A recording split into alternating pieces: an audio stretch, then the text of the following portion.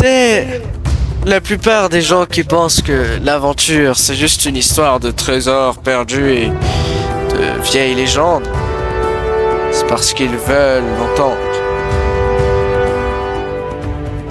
Mais en réalité, l'aventure c'est un peu plus compliqué. C'est d'abord une promesse que tu vas risquer ta vie. Tu vas plonger dans l'inconnu, à la recherche de quelque chose que tu ne comprends même pas toujours. Et cette fois, je savais que c'était bien plus grand que ce que j'avais imaginé. Tu te souviens du moment où tu croises la première vraie piste? Cette carte poussiéreuse, ces écrits anciens qu'on t'a donné en toute confiance, sans savoir que tu venais de t'engager dans un tourbillon. La plupart des gens se contenteraient de jeter tout ça à la poubelle. Mais pas moi, non. Moi, je suis ce gars qui croit que chaque secret oublié vaut la peine d'être déterré. Et la pierre de Shintamani, elle m'a parlé comme une obsession. Et là, il y a Riflin. Il m'a toujours donné ce sentiment de celui qui sourit avec une arme cachée dans le dos. On m'avait dit qu'il était un allié, ce qui veut dire qu'il devait être aussi fiable qu'un savon dans une baignoire glissante. Et tu vois, moi je suis celui qui prend les gens pas pour ce qu'ils sont, pas pour ce qu'ils veulent te faire. Moi je suis celui qui prend les gens pour ce qu'ils sont, pas pour ce qu'ils veulent te faire croire. Mais j'ai été trop naïf cette fois. Quand il m'a planté dans le dos, enfin, tu vois ce que je veux dire. Et c'est là que ça devient drôle. Parce que, tu vois, tout le monde croit que l'aventure, c'est de simplement réussir à récupérer un trésor. Mais la vérité, c'est que l'aventure, c'est se sortir de situations où t'es tout simplement censé mourir. Et ça, je le sais mieux que personne. Et puis, ah oui, il y a Chloé. Ah, Chloé. Elle a ce regard, tu sais, ce genre de regard qui te dit « Ah, j'ai tout compris avant toi ». Mais en même temps, elle sourit comme si tu n'étais qu'un jeu. Un jeu qu'elle contrôle parfaitement. On pourrait croire qu'elle est juste une autre femme fatale. Mais elle est bien plus compliquée. Elle fait des choses à sa manière, en fait. Toujours avec une touche de mystère et parfois, tu dois accepter ça. Même si tu sais qu'au fond, tu es dans un de ses pièges. Elle a cette capacité à se sortir de n'importe quelle situation. Peut-être qu'elle a des pouvoirs surnaturels, ou peut-être qu'elle est juste incroyablement douée pour manipuler tout le monde. Ce qui est sûr, c'est que parfois, t'as l'impression qu'elle joue sa propre partie. Et toi, tu n'es qu'un pion dans son jeu. Le plus gros problème, quand tu te retrouves dans des endroits comme ça, c'est que tu n'as aucune idée de ce qui t'attend. L'Asie, les montagnes, les temples, tout ça, ça paraît paisible aux premiers abords. Mais une fois que tu te retrouves en plein cœur dans ce chaos, tu comprends vite que ce n'est pas le trésor qui te tue, c'est la folie de ceux qui veulent te l'arracher. Et le pire, tu n'as même pas encore vu tout ce qu'ils sont prêts à faire pour l'obtenir. Puis il y a Tenzin. Ce gars-là, il parle peu, mais il a un regard qui en dit long. Quand tu vois son visage marqué par la vie, tu comprends tout ce qu'il a vécu, l'a forgé.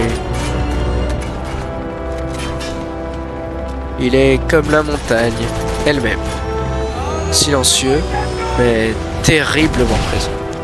Et si tu veux survivre là-bas, tu n'as pas d'autre choix que de le suivre. Il connaît la neige, la brume et les dangers. Et ça, c'est exactement ce qu'il faut pour naviguer à travers l'enfer. Les montagnes, elles sont toujours ce truc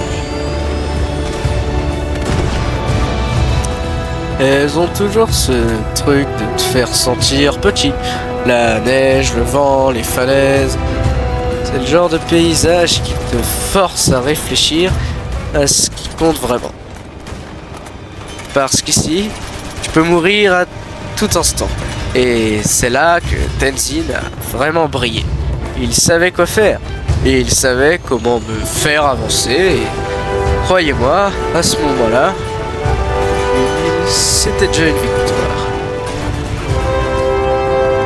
Quand tu découvres ce genre de site, t'as l'impression que tu n'es pas censé être là.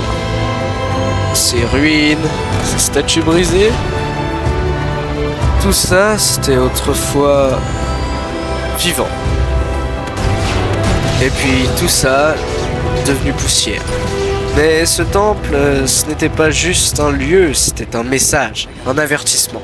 Et je savais, au fond de moi, que je n'étais pas le seul à le chercher. Les cartes, les symboles, au début, c'était juste des dessins sans signification.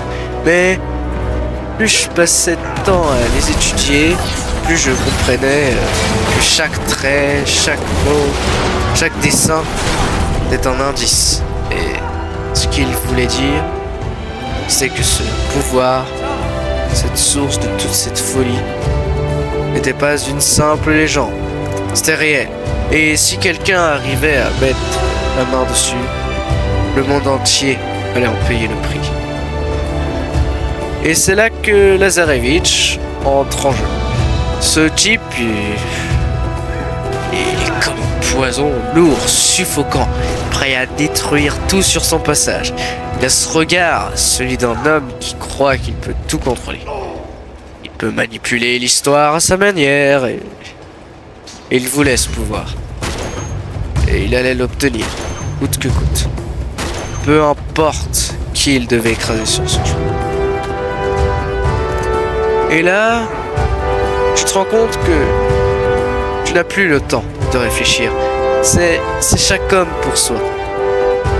Les balles pleuvent, les explosions éclatent et toi tu n'as qu'une seule chose à faire, courir, sauter, te battre. Parce que si tu t'arrêtes, c'est la fin. Et tu l'as appris à tes dépens. Tout s'effondre autour de toi, le temple, les ruines, les ponts. Tout part en morceaux. Et toi, tu dois juste survivre. Parce que la fin, elle, arrive toujours plus vite que tu ne l'imagines. Et ce moment-là, c'est celui où tu réalises que tu n'as plus rien à perdre. Ce pouvoir que tout le monde cherche. Cette obsession qui les détruit. Tout ça est sur le point de tout engloutir. Mais tu vois, il y a quelque chose de plus grand que tout ça. Quand tu te retrouves face à face avec ce type, tu comprends qu'il a déjà perdu. Il peut posséder toute la puissance du monde, mais il ne sait pas ce qu'on fait. Lui, il croit que c'est la fin de tout. Il contrôle le monde. Mais la vérité, c'est que personne ne contrôle rien. Pas même lui. Et toi? T'as fait ce que t'avais à faire? Parce que l'aventure, c'est ça. Ce n'est pas juste la fin d'une quête. C'est tout ce que tu as traversé pour en arriver là.